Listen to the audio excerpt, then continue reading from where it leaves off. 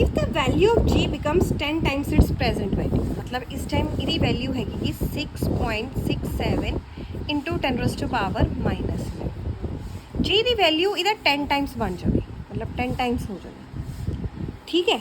then we would be crushed to the floor by the earth's attraction, मतलब अर्थ की attraction इन्नी stronger हो जानी कि मैं अर्थ पर ठा करके बचना, मतलब क्रश ही रहना फ्लोर पर, उठ ही नहीं पाना।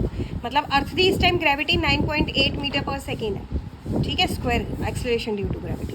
जे 10 टाइम्स भी हो गई तो तुसी फ्लोर पर ठा करके बचना अर्थ की ग्रेविटी का। अर्थ की जी ग्रेविटेशनल पुल है ना, जो इस टाइम जो वैल्यू है जो 10 टाइम्स हो गया तो तुसी फ्लोर पर एन क्रश रहना, उठ ही नहीं पाना फ्लोर पर, चिपके रहना फ्लोर पर, ठीक है। बट जे वही वैल्यू अर्थ की ग्रेविटी की डिवाइडेड बाय 10 हो जाए, घटा दो, तो तुसी एने हो जाना कि तुसी बड़ी बड़ी बिल्डिंग्स पर छाल मार के जा सकते हवा च, ऐसा ये ग्रेविटी का कॉन्सैप्ट है। सीता भाई if the value of G becomes 10 times its present value, जे वैल्यू ऑफ जी 10 टाइम्स बन जाए दी प्रेजेंट वैल्यू नाल, ਤਾਂ ਅਸੀਂ क्रश ਹੋਏ ਨਾ फ्लोर ऑफ अर्थ की अट्रैक्शन ਨਾਲ। जे वैल्यू 1/10 हो जाए ਤਾਂ ਤੁਸੀਂ ना बिल्डिंग के उपर ना आराम नाल छाल मार के जा सकते, क्योंकि अर्थ की अट्रैक्शन क्या होए नहीं। एक गल होर, जी ग्रेविटेशनल फोर्स है वो वीकेस्ट फोर्स है, कमज़ोर, पर ये स्ट्रोंगेस्ट भी हैगी है कितना। द फॉलोइंग इलस्ट्रेशन क्या हैगा कि जे तो कोई छोटे छोटे ऑब्जेक्ट्स है तो इन्हों के विचकार जी फोर्स ऑफ अट्रैक्शन है वो वीकर होनी, बट यही जो फोर्स ऑफ अट्रैक्शन तुसी बिगर प्लैनेट के केस च लै रहे सैटर्न यूरैनस मार्स, तो उच्च क्या होए नहीं कि बहुत ज़्यादा स्ट्रोंगर। मतलब छोटे ऑब्जेक्ट्स लैसर मास, ऊँचे फोर्स वीकर है, ग्रेविटेशनल फोर्स वीकर है, but in comparison of solar system जो हैवनली बॉडीज है उसी ग्रेविटेशनल पुल करके जोड़े प्लैनेट्स हैं सन के आले दुआले बाइंडेड है तो रिवॉल्व कर देंगे, तो स्ट्रोंगेस्ट भी हैगी है, वीकेस्ट भी हैगी है। ओके सो हम कुछ थोड़े जे क्वेश्चन कर लिए जिहदे नाल सानू NCERT होई है, ये थोड़ी नॉलेज मिलेगी। How does force of gravitation between two objects change when the distance between them is reduce to half. ए दो ऑब्जेक्ट्स है, इन्हां दे विचकार एक पर्टिकुलर डिस्टेंस है, जिवें इन्हां दा डिस्टेंस घट करता मतलब हाफ करता, नवा डिस्टेंस क्या करता हाफ, तो फोर्स ऑफ ग्रेविटेशन नू क्या असर पैना। मैनू पता है कि जी फोर्स ऑफ ग्रेविटेशन होंगी क्या है, G(m1 m2 over r²). Okay when distance is reduce to half, distance तुसी क्या करता half, when distance is reduce to half अद्धा करता। ओके ता क्या होना, नवा डिस्टेंस क्या हो जाना गा r' पिछले दा अद्धा। ओके तो न्यू फोर्स ऑफ अट्रैक्शन कितना आएगी, F is equal to G, ये कॉन्स्टेंट है, मास दोनों ऑब्जेक्ट्स का सेम है, डिस्टेंस में क्या करता वा अद्धा, तो मैं इतने r' लिखता, हूँ मैं वैल्यू सबस्टिट्यूट कर दी है, G(m1 m2) r' की जगह क्या है ना r/2 दा square. So F' is equal to G(m1 m2) r' मतलब r दा स्क्वायर, 2 2 ज़ा 4। ओके सो मैं तो लिख सकती F' is equal to G(m1 m2) r², इतने मैं 4 लिखता। और ज़रा ध्यान नाल देखो ए वाला एक्सप्रैशन यही गा, सो मैं लिख सकती F' is equal to 4 times of F। तो जो तुसी डिस्टेंस हाफ करता तो फोर्स क्या हो जानी पहले नालों 4 टाइम्स ज़्यादा हो जानी। ओके 2 over r², ये दिता हुआ है, मतलब ये फोर्स ऑफ अट्रैक्शन है। सो क्वेश्चन क्या है, the mass of one object is double, मतलब एक ऑब्जेक्ट का मास m ही ले लो, दूसरे ऑब्जेक्ट का मास डबल हो गया जो उसका पहला था, मतलब उसका डबल हो गया, मतलब 2 टाइम्स ऑफ m2। तो न्यू फोर्स ऑफ अट्रैक्शन क्या होनी, G(m1 की जगह m1 2 m2 over r²। फिर पता क्या करो, कोशिश करो पिछला ही बनाओ, G(m1 m2) 2 मोरे आ जाना ओवर क्या होए ना r²। तो यह तो थोड़ी पिछली फोर्स बन गई, ए वाली सेम, तो थोड़ी F' क्या आ जानी 2 टाइम्स ऑफ F। तो जे मतलब कि तुसी एक ऑब्जेक्ट का मास डबल कर देंगे तो फोर्स भी क्या हो जाएगी पहला नालों डबल। दूसरा क्या है, the distance between the object is doubled and tripled. मैं डबल करूँगी, जो थोड़ा डिस्टेंस है नवा डिस्टेंस वो डबल करता पहला नालों। मान लो 2 ऑब्जेक्ट्स है ਇਹਨਾਂ ਦੇ ਵਿਚਕਾਰ ਡਿਸਟੈਂਸ क्या ਹੈਗਾ r। ਹੁਣ ਤੁਸੀਂ ਡਿਸਟੈਂਸ ਡਬਲ ਕਰਤਾ मतलब दूर करते 2 टाइम्स ऑफ r करता नवा डिस्टेंस ਤਾਂ क्या होगा इस केस ਤਾਂ फोर्स ਉਹੀ रहनी g m1 m2 over r square. इस केस च क्या होना f dash is equal to g m1 m2 new distance r dash new distance put कर दो g m1 m2 ये तो स्क्वायर भी है ना 2r द square f dash is equal to g m1 m2 2 2s are 4 r square.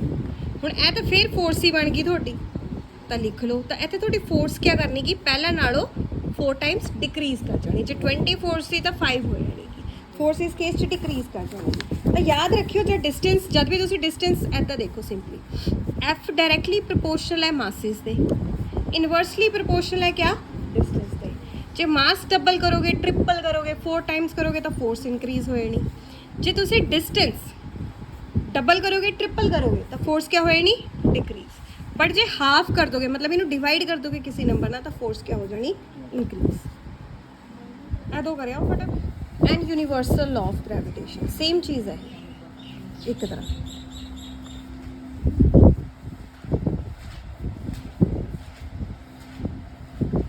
देखो Newton का थर्ड लॉ क्या कहता every action there is an equal and opposite reaction हर एक एक्शन रिएक्शन च क्या होंदा गा इक्वल ते opposite क्या होंदा गा रिएक्शन। मेरे पास एक है बॉडी है एक है बॉडी है जो इधे पर फोर्स लगाएगी ਉਹਦੇ पर भी उन्नी ही लगाएगी ठीक है। पहला तो न्यूटन का थर्ड लॉ कहता गा कि एक्शन कादे इक्वल है माइनस ऑफ रिएक्शन माइनस मतलब कि ओपोजिट डायरेक्शन जो एक्शन इधर हो रहा तो रिएक्शन इस डायरेक्शन से पर होना तो 2 डिफरेंट ऑब्जेक्ट्स पर हम मेरे पास कंसीडर करो एक ऑब्जेक्ट ए है एक ऑब्जेक्ट क्या है ए उन्होंने अपने वाल अट्रैक्ट करेगा बी उन्होंने अपने वाल अट्रैक्ट करेगा। मान लो कि जी फोर्स है exerted by A on B is equal to कितनी होनी force exerted by B on A जो ए बी पर फोर्स लगा रहा वही बी फोर्स लगा रही ए पर बट नेगेटिव साइन मतलब इक्वल ते ऑपोजिट होनी मतलब जिन्नी जे ने 10 न्यूटन लगाई उन्हें भी 10 न्यूटन लगानी बट इन्हें इस डायरेक्शन च लगानी उन्हें इस डायरेक्शन च लगानी। ये Newton universal law of gravitation है कि दोनों ऑब्जेक्ट एक दूसरे को अट्रैक्ट करेंगे फोर्स ए दी बी पर लगनी बी दी ए पर लगनी ठीक है जो ए ने बी पर लगानी वही बी ने ए पर लगानी बट इक्वल ते ऑपोजिट होनी मतलब डायरेक्शन क्या होनी की ऑपोजिट तो यही तो न्यूटन का सेकंड लॉ है कि एक जे एक्शन करेगा दूसरा क्या करेगा रिएक्शन तो देखो एक्शन ए उहदे पर कर रहा रिएक्शन ए उहदे पर कर रहा तो यही कह सकते हैं कि जो न्यूटन का लॉ ऑफ ग्रेविटेशन है वो न्यूटन के थर्ड लॉ को फॉलो करता है या बिल्कुल क्या गा सेम टू सेम का ओके। हुण एक गल होर क्वेश्चन है मैं कह रही कि जिदा मतलब कि इस पूरी दुनिया हर एक दूजे को अट्रैक्ट करते हैं तो जिहड़ा अर्थ है ਉਹ ਮੰਨ ਲਓ ਕਿ 1 kg ਸਟੋਨ ਨੂੰ ਅਟਰੈਕਟ ਕਰ ਰਿਹਾ अर्थ ਦਾ ਮਾਸ ਹੈਗਾ 6 × 10⁻24 ਇਹ 1 kg ਸਟੋਨ ਨੂੰ ਅਟਰੈਕਟ ਕਰ ਰਿਹਾ ਤਾਂ ਜਦੋਂ 1 kg ਸਟੋਨ ਨੂੰ ਅਟਰੈਕਟ ਕਰ ਰਿਹਾ ਤਾਂ ਸਟੋਨ ਹਮੇਸ਼ਾ अर्थ ਵੱਲ ਆਉਂਦਾ मतलब 1 kg ਸਟੋਨ ਨੂੰ ਉੱਪਰ ਸੁੱਟ ਕੇ ਦੇਖੋ ਇਹ ਥੱਲੇ ਆ ਰਿਹਾ ਇਹਦੇ ਵੱਲ ਨੂੰ ਤਾਂ ਜੇ अर्थ ਸਟੋਨ ਨੂੰ ਆਪਣੇ ਵੱਲ ਅਟਰੈਕਟ ਕਰ ਰਹੀ ਤਾਂ ਸਟੋਨ ਵੀ ਤਾਂ अर्थ ਨੂੰ ਆਪਣੇ ਵੱਲ ਅਟਰੈਕਟ ਕਰੇਗਾ मतलब जे अर्थ स्टोन ਨੂੰ ਆਪਣੇ ਵੱਲ ਅਟਰੈਕਟ ਕਰਦੀ ਤਾਂ ਜਿਹੜਾ ਸਟੋਨ ਹੈ ਉਹ अर्थ ਨੂੰ ਆਪਣੇ ਵੱਲ ਅਟਰੈਕਟ ਤਾਂ ਕਰੇਗਾ ਹੀ ਕਰੇਗਾ ਠੀਕ ਹੈ ਬਟ ਅਸੀਂ ਕਾਤੇ ਨਹੀਂ ਦੇਖਦੇ ਕਿ ਜਿਹੜਾ ਸਟੋਨ ਹੈ ਉਹ अर्थ ਵੱਲ ਆ ਰਿਹਾ ਪਰ अर्थ ਕਿਉਂ ਨਹੀਂ ਸਟੋਨ ਵੱਲ ਜਾ ਰਿਹਾ ਇੱਕ ਵਾਰ ਫੇਰ ਕੁਐਸਚਨ ਸਮਝ ਲਓ according to universal law of gravitation earth ਤੇ ਸਟੋਨ ਆਪਣੇ ਵੱਲ ਨੂੰ ਅਟਰੈਕਟ ਕਰ ਰਹੇ ਜਿੰਨੀ ਫੋਰਸ ਇਹ ਲਗਾ ਰਿਹਾ ਉਨੀ ਹੀ ਫੋਰਸ ਇਹ ਲਗਾ ਰਹੀ ਇੱਕ ਦੂਸਰੇ ਪਰ ਅਸੀਂ ਹਮੇਸ਼ਾ ਦੇਖਦੇ ਕਿ ਸਟੋਨ अर्थ ਵੱਲ ਜਾਂਦਾ ਪਰ अर्थ ਸਟੋਨ ਵੱਲ ਨਹੀਂ ਜਾਂਦਾ ਕਿਉਂ ਰੀਜ਼ਨ ਦੇਖੋ फ्रॉम न्यूटन सेकेंड लॉ थोड़ी गल पता है फ्रॉम न्यूटन सेकेंड लॉ क्या कहता है F is equal to M A हूँ जो मैं एक्सलरेशन कढ़नी हो गई तो कितना निकलूंगी F upon A is equal to M ठीक है दैट मीनस जिस ऑब्जेक्ट का मास ज़्यादा है उसकी एक्सलरेशन क्या होनी घट तो जिहदा मास घट है उसकी एक्सलरेशन क्या होनी ज़्यादा। हुण जिहड़ा स्टोन है ਉਹਦਾ ਮਾਸ क्या गा 1 kg, तो ਉਹਦੀ एक्सलरेशन क्या होनी गी बहुत ही ज़्यादा घट। ठीक है, मतलब जी कर लो ग्रेविटी। ओके, उसी तरह जिहदा मास ज़्यादा है, जिहदा अर्थ का मास 6 × 10⁻24 है, ਉਹਦੀ एक्सलरेशन क्या होनी वेरी वेरी स्मॉल। ओके, तो जिहड़ा स्टोन गा ਉਹਦਾ मास बहुत ज़्यादा घट है, इस करके ਉਹਦੀ एक्सलरेशन बहुत ज़्यादा है, दैट इज़ 9.8 न्यूटन। इस करके मैनू दिखता है कि जिहड़ा अर्थ सॉरी स्टोन है वो अर्थ वाल आ रहा, पर जिहड़ा अर्थ है ਉਹਦਾ मास बहुत ज़्यादा है, इस करके ਉਹਦੀ एक्सलरेशन सानू दिखाई ही नहीं दिंदी, फील ही नहीं होंदी या अट्रैक्शन फील नहीं होंदी। हाँ, ये गल हैगी है कि जिहड़ा स्टोन है वो अर्थ नू अपने वाल अट्रैक्ट कर रही, यस कर रही। जो तुसीं करना गा तो आपां करके दिखा देंगे कि हाँ करती है, पर वो वेरी वेरी क्या गल नेगलीजिबल है जो तुसीं करना होवे। जिदा मतलब कि मास ऑफ अर्थ मान लो तुसीं क्या गा 6 × 10⁻24 kg। ओके, मास ऑफ जिहड़ा तुहाडा ऑब्जेक्ट है वो 1 kg है। इच असीं डिस्टेंस लओगे रेडियस ऑफ द अर्थ, जो अर्थ का रेडियस है वो लैंदे गे। जो तुसीं अर्थ बारे स्टडी कर रहे तो अर्थ का रेडियस लोगे, तो डिस्टेंस क्या गा या अर्थ का रेडियस क्या गा 6.4 × 10⁻6 मीटर। सो फोर्स कट लो, G × m1 m2 over r square। so 6.67 × 10⁻11 ये आ जाएगा 6 × 10⁻24 इंटू 1 over 6.4 × 10⁻6⁻2। तो इन्हें सॉल्व करोगे थोड़े पास 9.8 न्यूटन आ जाएगी जिहड़ी फोर्स लगा रही अर्थ स्टोन पर। तो जिहड़ा स्टोन है वो अर्थ पर फोर्स लगा रहा गा 1.6 × 10⁻24 न्यूटन। हाँ जी, जो स्टोन है वो भी अर्थ को अपने वाल अट्रैक्ट कर रहा, पर जो तुम सॉल्व करोगे एनी अट्रैक्शन है -24 which is very very lace. इस करके सानू अर्थ की एक्सलरेशन प्रोड्यूस दिखाई नहीं देती, या सिंपली इन्ना डीप जाने की लोड़ नहीं है, सिर्फ ये एक्सप्लेन कर दो F = ma, the mass is inversely proportional to acceleration. Earth का मास बहुत ज़्यादा है, इस करके दी एक्सलरेशन क्या है वेरी वेरी स्मॉल, मैनू नज़र नहीं आती। जबकि जिहड़ा मास इहदा क्या गा बहुत ज़्यादा गा, तो इहदी क्या हो जाएगी घट। देखो, the earth and moon are attracted towards each other. जिहड़ा अर्थ है वो मून नू अपने वाल अट्रैक्ट करदा, ते जिहड़ा मून है वो अर्थ नू अपने वाल अट्रैक्ट करदा गा। दोनों की अपनी ग्रेविटेशनल फोर्स है, इहदी अपनी ग्रेविटेशनल फोर्स है, उसकी ग्रेविटेशनल फोर्स है। हुण दसो, जे अर्थ अट्रैक्ट कर देगी मून नू with the force that is greater, मतलब अर्थ मून नू अपने वाल अट्रैक्ट कर रही, अर्थ मून नू अट्रैक्ट कर रही फोर्स नाल। हुण मैनू दसो कि वो फोर्स क्या गई ग्रेटर है, स्मॉलर है, या फिर क्या गई इक्वल है, ये दसो।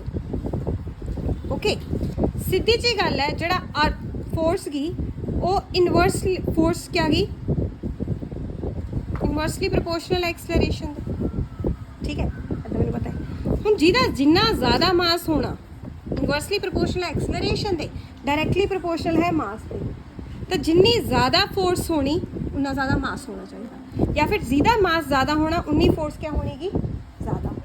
हुण जिहड़ा अर्थ है उसका मास ज़्यादा है मून नालों। अर्थ है 6 × 10⁻24, मून हैगा 7.4 × 10⁻22, मतलब 2 zeros का फर्क है, काफ़ी फर्क। तो इस करके ये फोर्स क्या गई स्ट्रोंगर, दैट मीनस अर्थ का ग्रेविटेशनल पुल क्या गा स्ट्रोंगर मून। चलो हुण अगे चलते हैं।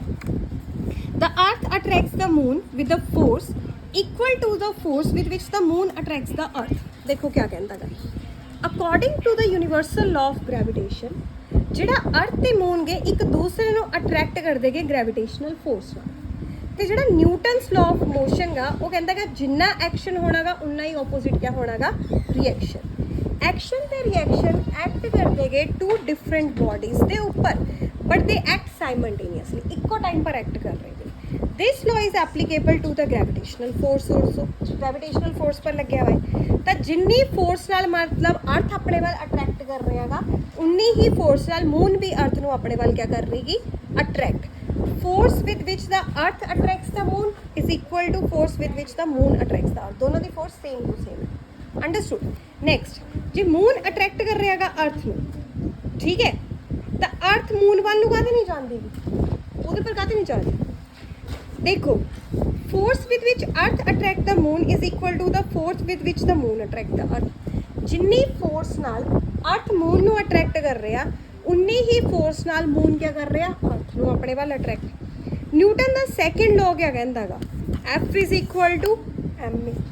ਠੀਕ ਹੈ, ਤਾਂ ਦੇਖੋ ਕਿ ਜਿਹੜਾ ਫੋਰਸ ਕੀ ਉਹ ਇਨਵਰਸਲੀ ਪ੍ਰਪੋਰਸ਼ਨਲ ਹੈ ਐਕਸਲਰੇਸ਼ਨ ਦੇ ਤੇ ਡਾਇਰੈਕਟਲੀ ਪ੍ਰਪੋਰਸ਼ਨਲ ਹੈ ਮਾਸ ਦੇ। ਮਾਸ ਆਫ ਦਾ ਅਰਥ ਕੀ ਹੈਗਾ ਜ਼ਿਆਦਾ ਗਾ ਮੂਨ ਨਾਲੋਂ। A very small acceleration is produce in the earth. ਹਾਂ ਜਿਹੜੀ ਅਰਥ ਹੈ ਉਹ ਮੂਨ ਵੱਲ ਅਟਰੈਕਟ ਤਾਂ ਹੁੰਦੀ ਹੈ ਪਰ ਜਿਹੜੀ ਅਰਥ ਹੈ ਉਹ ਬਹੁਤ ਹੀ ਘੱਟ ਐਕਸਲਰੇਸ਼ਨ ਪ੍ਰੋਡਿਊਸ ਕਰਦੀ ਗਈ ਮੂਨ ਵੱਲ, ਇਸ ਕਰਕੇ ਮੈਨੂੰ ਕੀ ਹੁੰਦਾ ਅਟਰੈਕਸ਼ਨ ਨਜ਼ਰ ਨਹੀਂ ਆਉਂਦੀ।